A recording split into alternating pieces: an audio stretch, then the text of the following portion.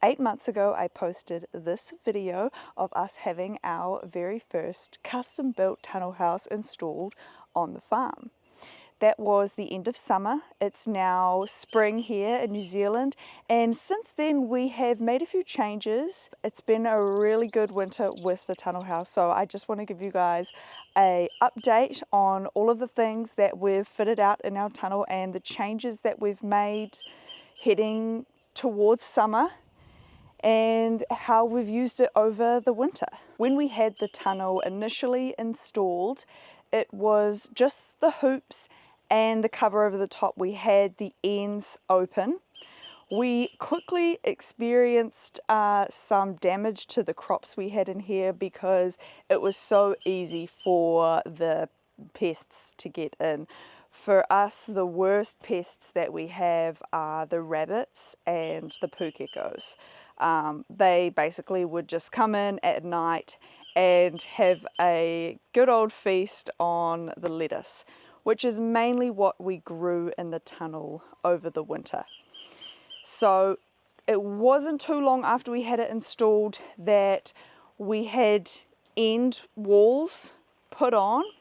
So these are plastic covers that go over the sides. There's two parts to it. One section up the top and then a lower section which actually rolls up from the bottom. This made a really big difference, but it still wasn't completely pest proof.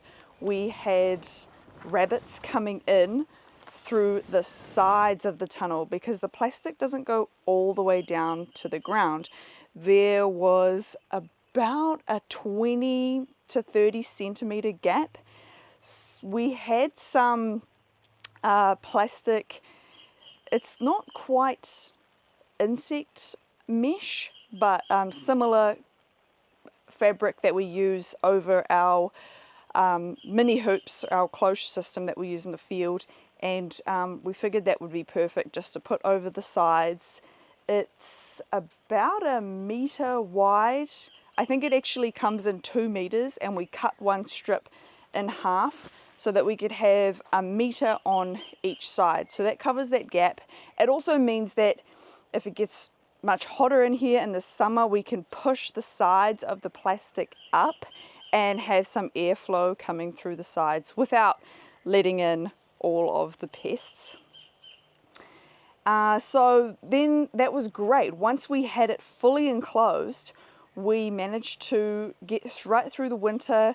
I experimented with a few different kind of crops in here. The thing that really thrived the best in this environment over winter was the lettuce, which was great. It was well protected, it grew quickly, and I think something that made a really big difference was also having the drip irrigation installed. So I'm not going to go into too much detail about the irrigation, but that was also something that I set up really quickly, because half of, the whole point of having this tunnel structure is to keep the rain off.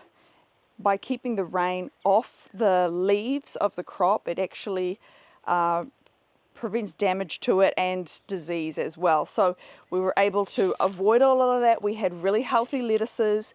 I've run drip tape. So there's just a main line that runs across the top of the beds here, and then I have 3 rows of drip tape going down. I have these little taps on them so that I can control which ones are getting water. Just in case I'm flipping a bed, I can just lift the tapes off and turn it off if I haven't got anything in there. I've also got just a very basic battery operated timer. It's Bluetooth, so it connects to my phone, so I can make adjustments. It's completely customizable, and that was something that took me a little while to figure out what was the best amount of water we should be putting on here. I actually did a bit of maths and worked out the flow rate of the drip tape, and so I could work out exactly how much water was going on the beds. So a lot of lettuce over winter. I had a go at growing rocket in here, it didn't grow great. I mean, rocket is one of those things that for me, it's like hit or miss. We get these beds that are just beautiful. It comes up great, comes up nice and evenly, and all of the leaves are beautiful and lush and green. And then I also seem to have these beds that come up with, you know, discoloration, and they just don't go very well. I'll get one cut off it and then I won't get a second cut off it. So yeah, I just tried it in here the once and decided it was growing better outside. So I kept going with the rocket outside. I tried to grow turnips in here as well. Didn't grow great either. So I just kept going with them outside. I think I even tried spinach in here too without too much success. So I just stuck to lettuce over winter in here because it was growing really well. So I just decided to stick with what works, especially in a somewhat challenging season over winter. Everything's growing really slowly. Plus, I was kind of expanding the business a little bit. So I really wanted to have a good supply of lettuce. The salad mix is probably possibly our most profitable crop. It's the thing that we sell the most of. So heading into spring, we've started tomatoes in here. Of course, tomatoes in the tunnel for the summer. I tried to start them really early, but I did have a hard time germinating the seeds. I don't have a heat mat.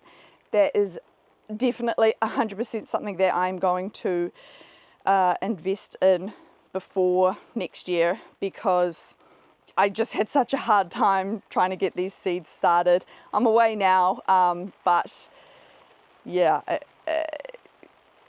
I didn't have a lot of success with starting the tomato seeds or the cucumber seeds, and I really just think that that comes down to that soil temperature.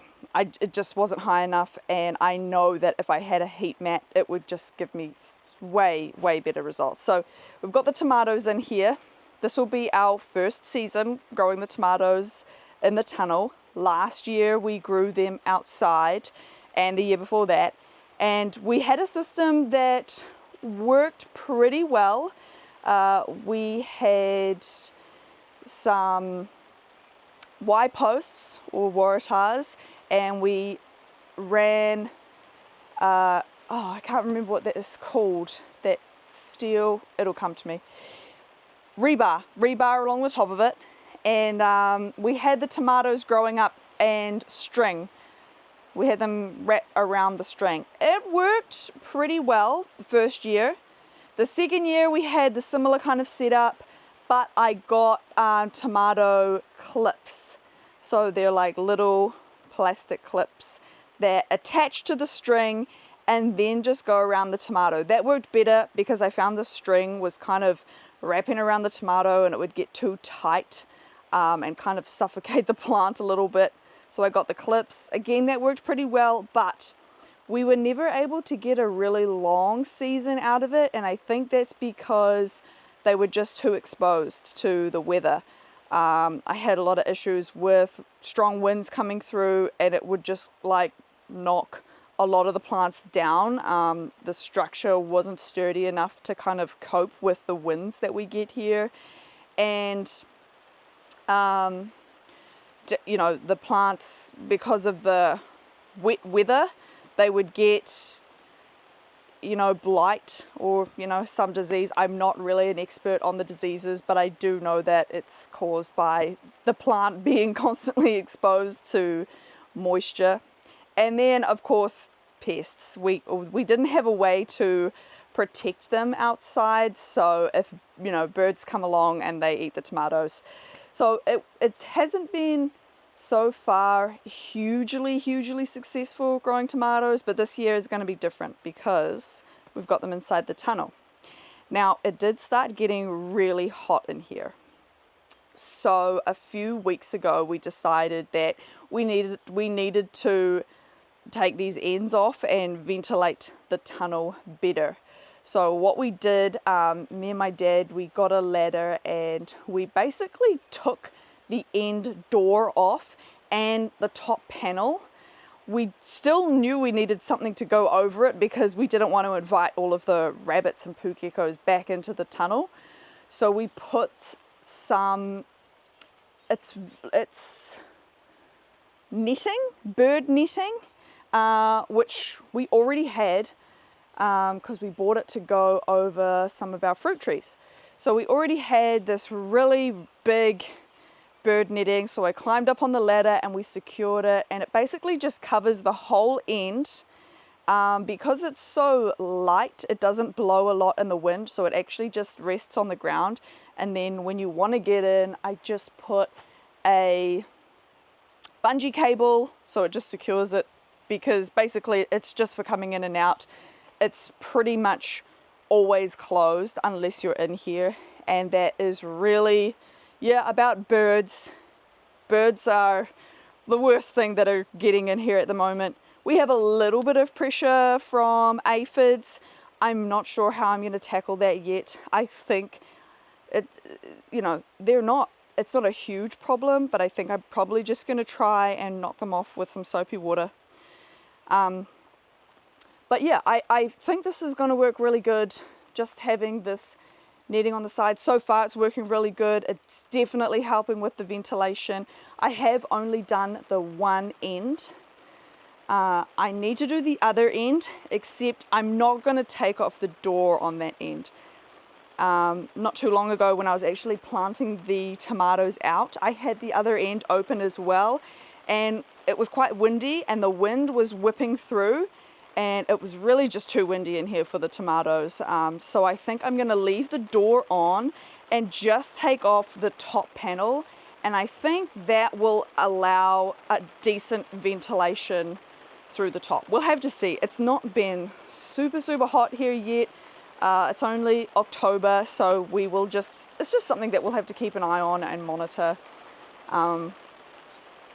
Yeah, so the tomatoes, when we had the tunnel installed, initially the design didn't include these steel braces that run side to side, because the structure it's only a low tunnel, it's really quite strong, but I specifically requested them because I knew that I wanted to use them to support these crops that grow up, like tomatoes and cucumbers.